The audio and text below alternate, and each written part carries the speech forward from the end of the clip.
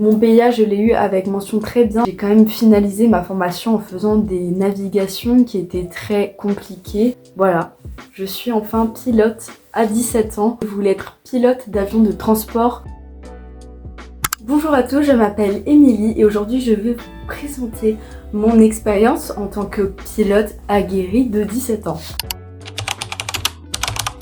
Je tiens surtout à faire cette vidéo pour m'adresser à toutes ces jeunes filles et ces femmes qui n'osent pas forcément réaliser leurs rêves parce que oui, le monde de l'aéronautique est un milieu très masculin, mais rappelez-vous que l'armée de l'air française détient 23 voire 24% de féminisation et c'est l'armée la plus féminisée.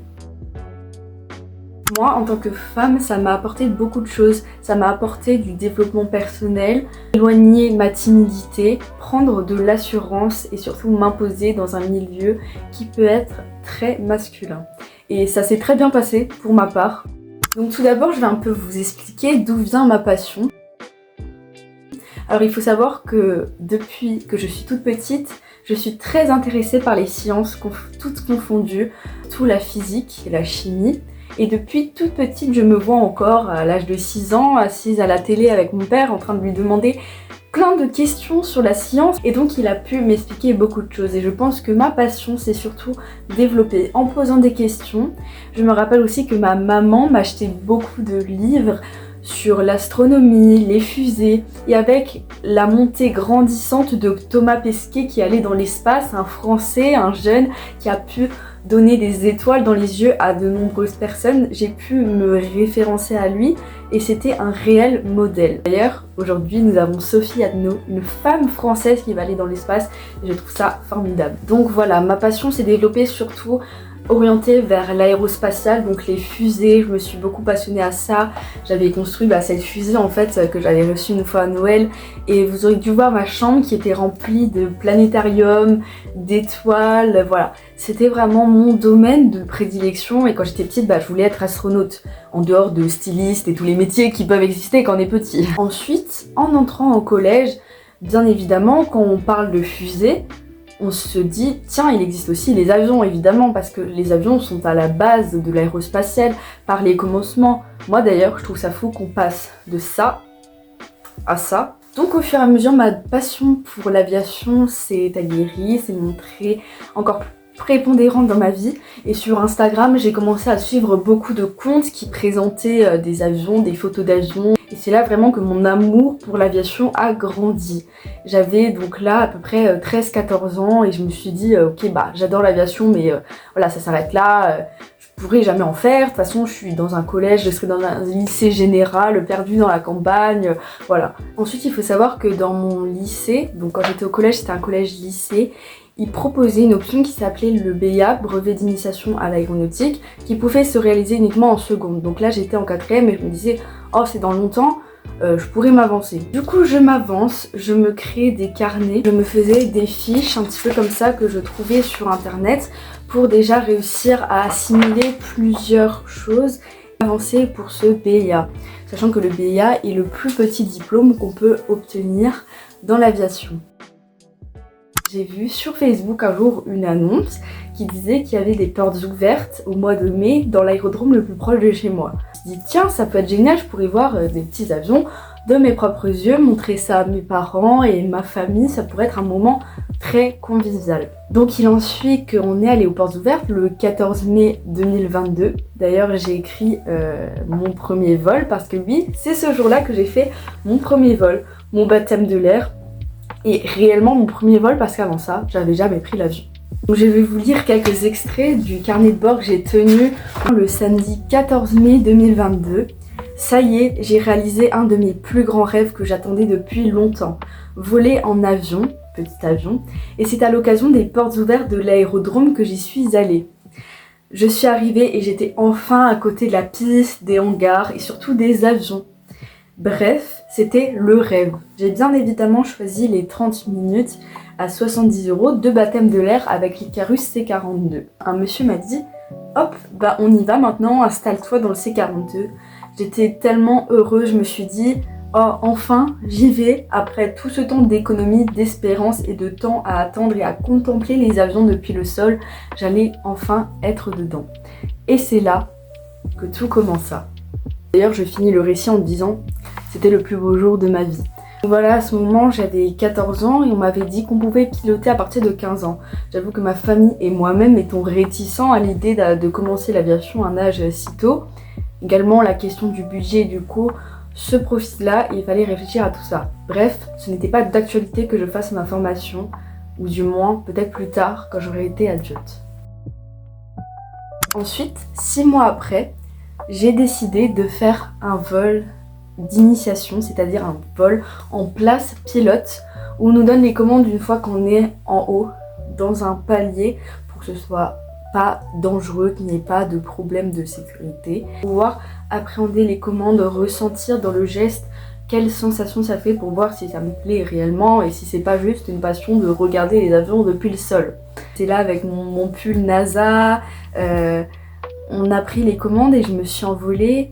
Et pareil, j'ai toujours cet énorme sourire quand je décolle qui commence à apparaître sur mon visage. J'ai eu donc les commandes et j'ai pu faire des demi-tours, aller tout droit, descendre, monter. Donc voilà, j'étais émerveillée, je suis revenue et j'ai dit à mes parents, bah ouais, moi ça me plaît, moi je veux faire ça. Donc à ce moment-là, j'avais eu tout juste 15 ans et on a dit, bon, ok, on va faire les démarches, t'as 15 ans, donc d'après la fédération, tu as le droit d'exercer l'activité du LM en formation.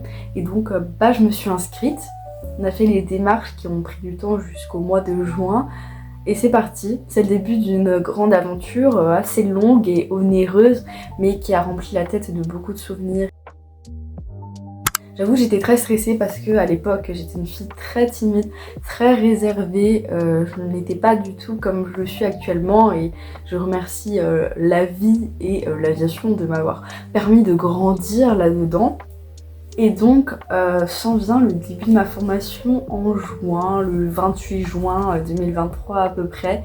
Et là, c'est un été très rempli, c'était pas du tout reposant, c'était énormément de travail, j'avais l'impression d'être dans une grande école de pilotage. Ça a débuté par des vols en palier, c'est-à-dire voler toujours tout droit, s'entraîner à faire des virages à gauche, à droite, à 90 degrés, faire des demi-tours. On avait un gros carnet à remplir avec les compétences à acquérir. Il faut savoir qu'une grande partie de la formation, c'est pas forcément apprendre à piloter, parce que piloter, personnellement, je l'ai appris en 6 heures.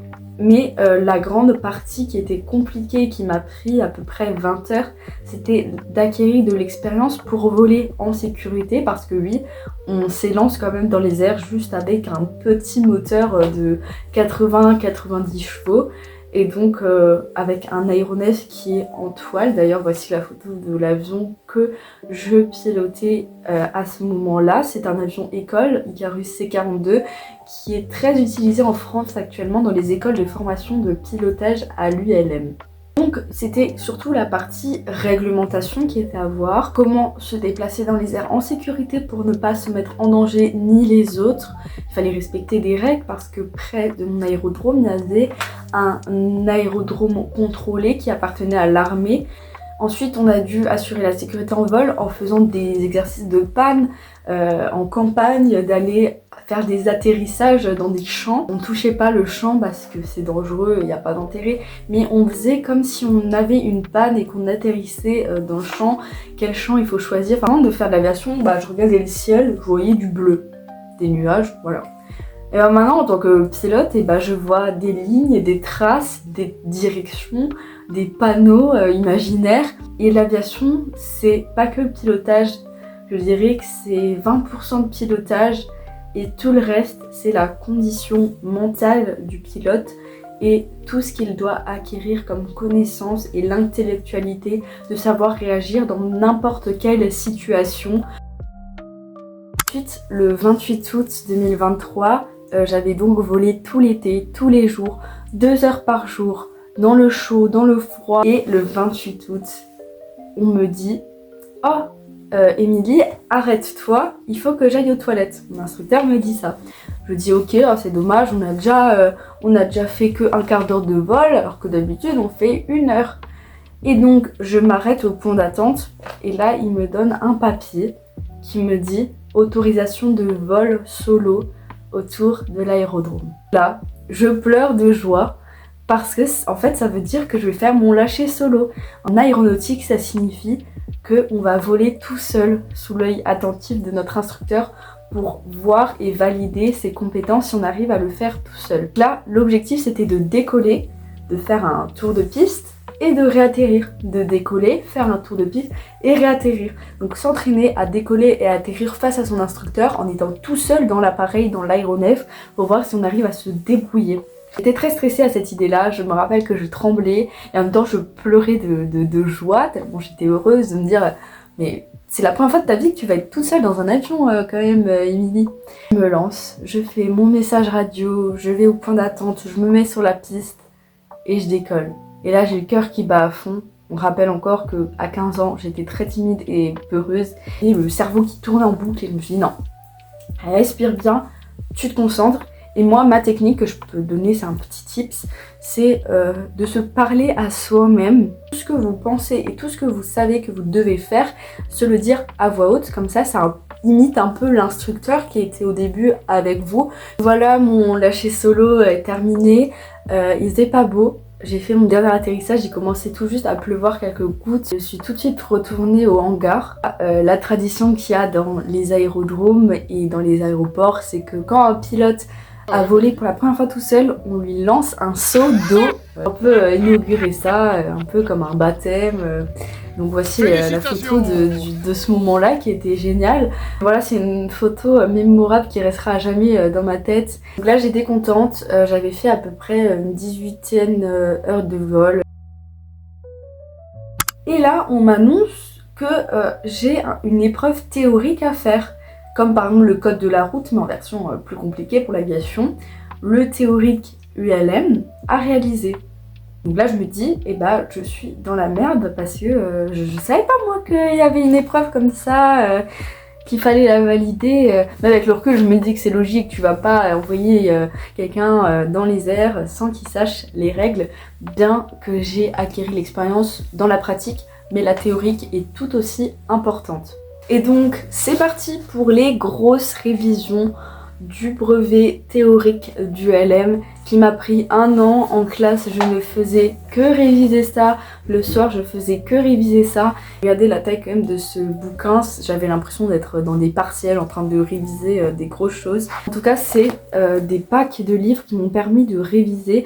J'avais également un accès à un site de révision en QCM qui s'appelait Aeroglidly. Donc dans ce livre on avait toutes les thématiques, que ce soit pour la connaissance du moteur, le pilotage de base avec beaucoup de formules, de calculs également, l'aérodynamisme pour voir comment fonctionnent les ailes, comment l'avion vole au final, plein de schémas comme ça, de choses à acquérir sur les messages radio, comment décrypter des cartes météo, ça c'est des cartes qui représentent le vent, enfin c'était beaucoup de choses à ingurgiter en si peu de temps alors qu'il y avait aussi l'école.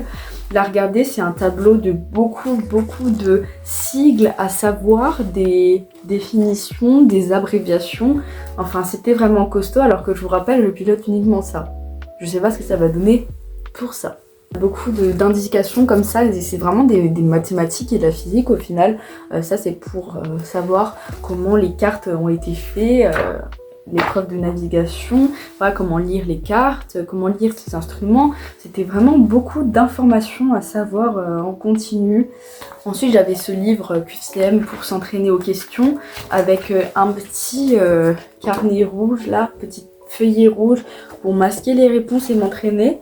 Oh d'ailleurs j'ai jamais ouvert ce livre depuis la dernière fois que j'ai révisé. La dernière fois je révisais le chapitre sur la météo. Voilà, pendant 1 an j'ai cravaché sur cette épreuve théorique qui me faisait très peur parce que elle est quand même compliquée et complexe. Et en parallèle de ça, je faisais mon BIA, brevet d'initiation à l'aéronautique, parce que lui, j'étais enfin en seconde.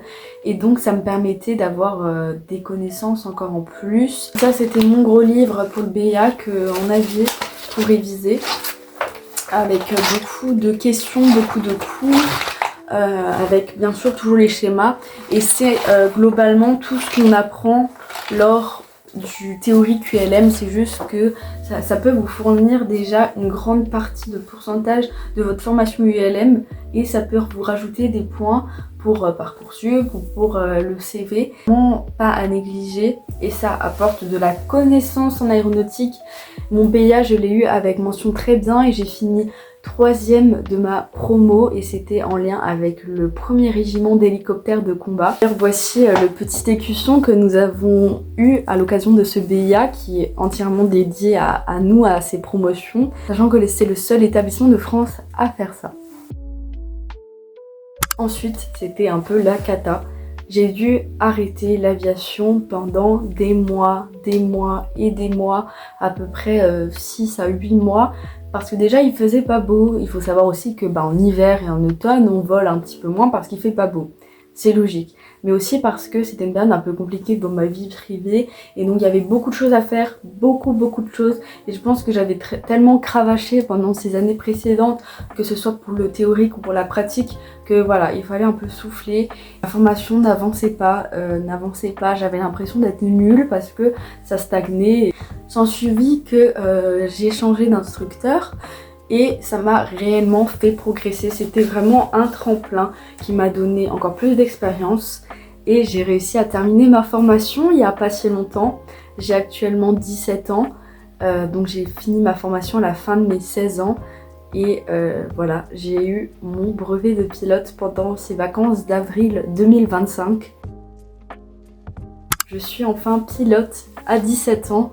Je vois encore la petite fille de 14 ans qui voyait les publications sur Instagram. Voilà, maintenant je suis pilote à 17 ans d'ULM. Je suis très reconnaissante de ce que j'ai pu faire. Je suis reconnaissante envers mes parents de m'avoir accompagnée durant cette expérience. J'ai quand même finalisé ma formation en faisant des navigations qui étaient très compliquées. J'ai dû beaucoup travailler sur la carte, beaucoup m'entraîner, aller à des endroits, faire du niveau de vol. Je vous invite à regarder sur internet un petit peu plus en détail ce que c'est en commentaire si vous voulez que je vous donne des anecdotes de mon pilotage et de mes épreuves. La fin de ma formation était assez complexe avec beaucoup de choses encore à acquérir et à perfectionner, surtout au niveau de la réglementation et de la circulation dans l'espace aérien. Et donc j'ai eu mon brevet de pilote avec l'option radiotéléphonie. C'est-à-dire que je sais parler à la radio avec un contrôleur et avec les gens qui m'entourent. Et ça, c'est toujours un bonus. L'épreuve finale s'est composée de faire le tour de la zone contrôlée, c'est-à-dire de la CTR de Strasbourg. C'est-à-dire l'endroit où les Airbus, les Boeing atterrissent. C'est quand même génial. Et j'ai dû faire le tour. Ça représentait un carré, je vous le mets juste ici. Et c'était très compliqué à tout gérer, tous les messages radio, il fallait changer des fréquences, il fallait observer l'environnement autour de soi-même parce qu'il y avait la montagne et les Vosges, c'était un relief auquel il fallait faire attention, parfois des antennes qui étaient plus hautes. Il fallait suivre aussi une altitude qui était donnée par le contrôleur aérien parce que dans une zone non contrôlée, nous sommes le commandant de bord, nous décidons. Tandis que dans des zones contrôlées, on doit obéir au contrôleur aérien et réaliser absolument tout ce qu'il nous demande de faire, sans exception. L'épreuve c'était ça, et à la fin, j'atterris avec ma famille qui me regardait, puis j'ai eu le stempel comme on dit chez moi. Il y a eu beaucoup de démarches administratives à faire pour valider tout ça. Ça c'est pas un détail parce que c'était quand même assez compliqué à faire. En plus c'était numérique. Et j'ai beau être née dans la bonne génération, c'était quand même compliqué. Maintenant, j'ai mon petit brevet comme on aurait son permis, sa carte de permis dans son porte-monnaie. Ensuite, si vous voulez savoir un petit peu le parcours et projet professionnel que j'aimerais exercer, il faut savoir qu'au collège et au début du lycée, je voulais être pilote d'avion de transport dans l'armée de l'air ou dans la marine. Et pour moi, c'était enrichissant de faire ça, c'était un premier abord, un premier pas dans ce milieu-là qui m'aurait énormément aidé en allant dans l'armée. J'ai fait aussi beaucoup de meetings aériens, j'ai découvert beaucoup d'avions, je suis pas que montée dans mon petit coucou à moi. Grandissant, j'ai aussi évolué et au final j'aimerais aussi une vie de famille et du coup j'aimerais plutôt être ingénieure. Alors maintenant, qu'est-ce qu'il en est ? On doit faire des heures de mûrissement, entre 5 et 10 heures de mûrissement, c'est-à-dire qu'il faut voler toute seule, aller faire des navigations dans le pays, dans la région, pour acquérir de l'expérience, avoir la qualification en port de passager. Parce que pour emporter un passager, il faut savoir tout gérer. Imaginons votre passager a envie de vomir, ou votre passager a mal aux oreilles. Il faut savoir adapter sa qualité de vol et son mode de vol et de pilotage en fonction de la personne qui se trouve avec vous. Et savoir anticiper s'il faut arrêter le vol ou le continuer ou le rassurer. Vraiment tout un côté psychologique parce que le pilotage, que ce soit d'avions de chasse ou de petits avions comme le mien, comme le C-42, demande beaucoup de compétences psychologiques. Pour les élèves pilotes ou même les pilotes, je peux vous conseiller ce livre aux éditions CEPAC-US. C'est Élèves pilotes, apprenez à gérer le stress. Parce que la phrase qu'on m'a répétée le plus souvent, je pense, dans ma petite carrière, c'était « Si tu ne le sens pas, n'y va pas ». Ensuite, en dehors de l'ULM, pourquoi j'ai choisi l'ULM plutôt que le PPL? C'est tout simplement parce que à 15 ans, j'avais envie de commencer à piloter. Et pour le PPL, on peut pas commencer à un âge si bas, on peut pas être breveté à un âge si bas. Et c'était plus en accord avec mon objectif de carrière de commencer plus tôt. Et aussi d'un niveau budgétaire, bien sûr, c'est moins cher. Ça veut dire qu'au final, je peux faire plus de vols et que ça ressemble quasiment à ça, si ce n'est que petits instruments qui changent. Et pour moi, ça m'allait totalement de continuer comme ça. J'espère que cette vidéo vous a plu et vous aura donné envie de prendre votre envol et de prendre vos ailes et de découvrir ce monde magique de l'aéronautique et de l'ULM que vous pouvez exercer à n'importe quel âge et commencer à être breveté à partir de 15 ans. Ça demande un peu de rigueur, mais si vous êtes passionné, si le cœur vous en dit, si le cœur est avec vous, tout va bien se passer. N'hésitez pas à vous abonner, à commenter, à me demander des questions, à me suggérer des nouvelles choses à faire, des nouvelles vidéos et à liker, ça me donnerait de la visibilité pour annoncer le fait que oui, les femmes peuvent aussi faire de l'aviation et être dans le monde de l'aéronautique. À bientôt!